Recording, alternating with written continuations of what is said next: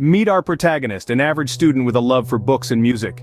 He led a life as ordinary as any student could, buried in textbooks by day, lost in symphonies by night. But even the most ordinary souls crave a change of scenery, a break from the mundane. And so, he decided to take a vacation to the enchanting lands of Crimea.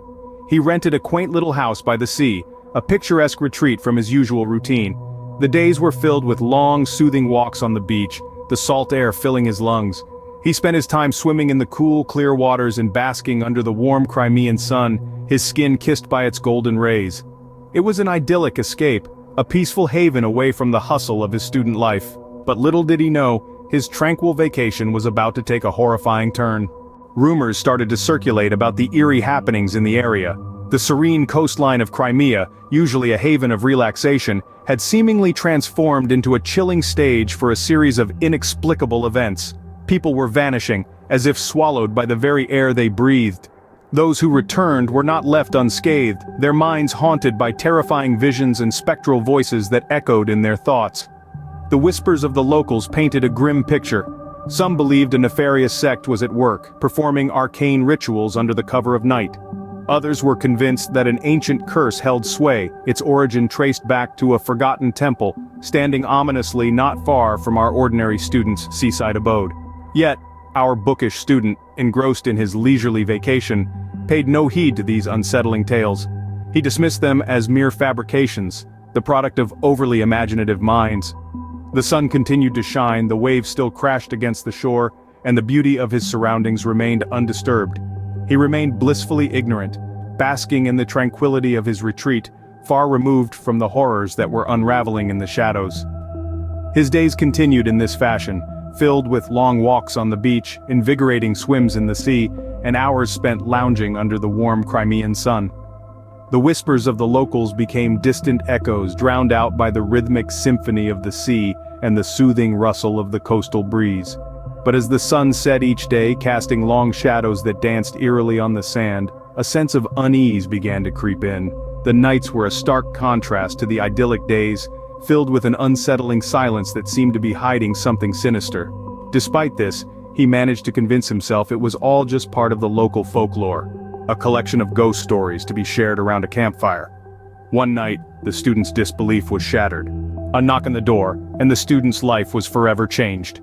A typical evening turned into a nightmare when the student opened the door to reveal a grotesque sight.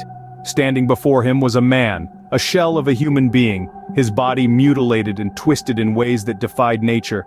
His eyes were hollow, gouged out, leaving just vacant sockets of darkness. His mouth, a gaping wound, was dripping with blood. An eerie silence was broken by the man's piercing scream that echoed through the night, a sound that would haunt the student's dreams forever. The horrifying figure lunged at the student, reaching out with gnarled hands aiming for his throat. Fear gripped the student, adrenaline pumping through his veins as he tried to slam the door shut. But it was too late. The creature had already forced its way into the sanctuary of his home.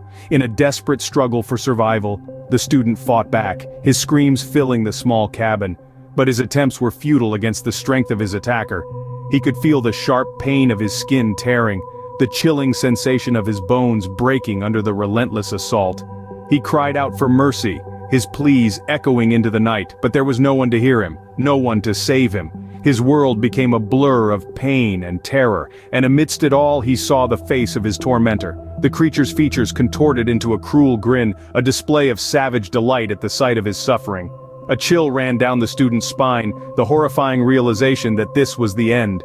His last vision was the contorted grin of his tormentor, before everything went dark. The darkness was a welcome respite, a release from the relentless pain and the terror that had consumed his world.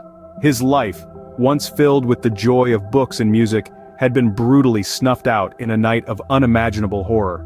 The morning sun unveiled a gruesome sight. As the first rays of light pierced the morning haze, the locals stumbled upon a scene of pure horror. The student's lodge, once a sanctuary of peace, now bore the evidence of a night filled with terror. On the doorstep lay the student, his body as mutilated and distorted as the man who attacked him the night before. The sight was so horrifying that even the most hardened among them turned their gaze away, a grim testament to the savagery that had occurred. The whispers started almost immediately, hushed conversations filled with dread. Theories abounded, each more chilling than the last.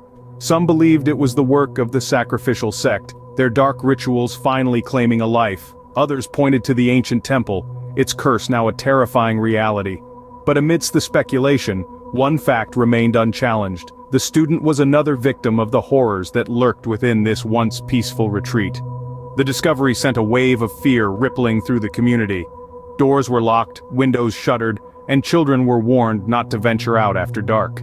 The once bustling marketplace was now a ghost town, its silence a stark reminder of the terror that had gripped them. The once serene beach, now deserted, bore silent witness to the fear that had taken root. The locals, once welcoming and jovial, were now consumed by dread, their warm smiles replaced by looks of unease, the laughter and camaraderie now replaced by whispered conversations and suspicious glances.